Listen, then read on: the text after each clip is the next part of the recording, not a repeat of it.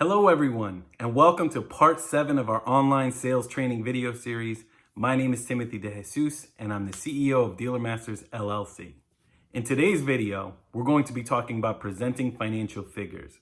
This is not to be confused with negotiation. Negotiation is an art and a skill. This is just a very basic training session on presenting financial figures on the vehicle. So what is presenting financial figures? Well, presenting financial figures is when you review the pricing and the payments on the vehicle. And if the customer agrees to the terms that you present, this is the point where you would make a sale. Now, why is this important? Well, to put it simply, a customer is probably not going to buy a car that they don't know how much it will cost them today or for the future. So if you can't get to the point where you're presenting financial figures to a customer, there's a good likelihood you will not make a sale. Now, there are two key elements about presenting financial figures that you need to know. The first is once you've presented the financial figures, you need to stay quiet and not say a word, and I'll explain why later. The second thing you need to know about presenting financial figures is once the customer has said yes or no, you need to know what to do next, especially if they say no. And we're going to cover both of these topics in this specific video. So let's get right into it. So the first thing I said is when you present financial figures, you need to stay quiet and not say a word. Why is this important? Well, you need to allow for the customer to react to the figures, good or bad. The reaction you're hoping for is a yes. And if the customer says yes, you're going to move forward to the vehicle delivery step. Now, if the customer says no, you need to know how to handle that. Now, these are key elements in negotiation, which again, we're not going to cover in great detail in this video. However, if the customer does say no, what you need to figure out is why they're saying no. Now, the answer to the why behind the no can be obtained by asking a simple question. You'd want to ask a question something like this.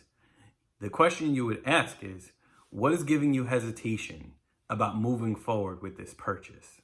This is called an open-ended question. The reason you're asking an open-ended question is because you want to get the answer straight from the customer.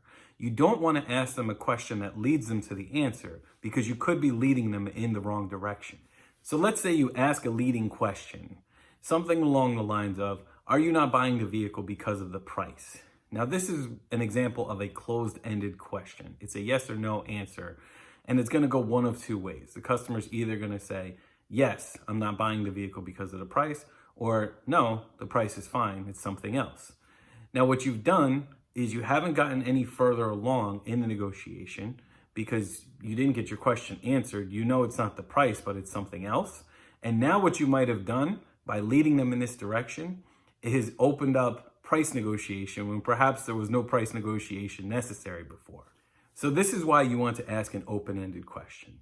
If you ask the open-ended question like, what gives you hesitation from making the purchase today? The customer may say something as simple as, I love the vehicle, I just was wondering if you had it in blue. Well, that's a simple solution.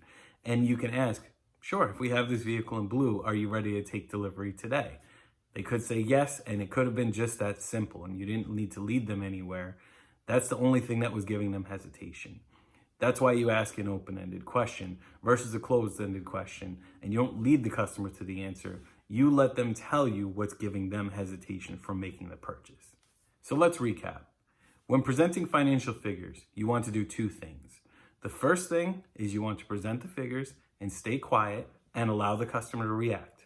The second thing you want to do is if you get a no, you want to ask an open-ended question why the answer is no, so you can get the right information to close the deal.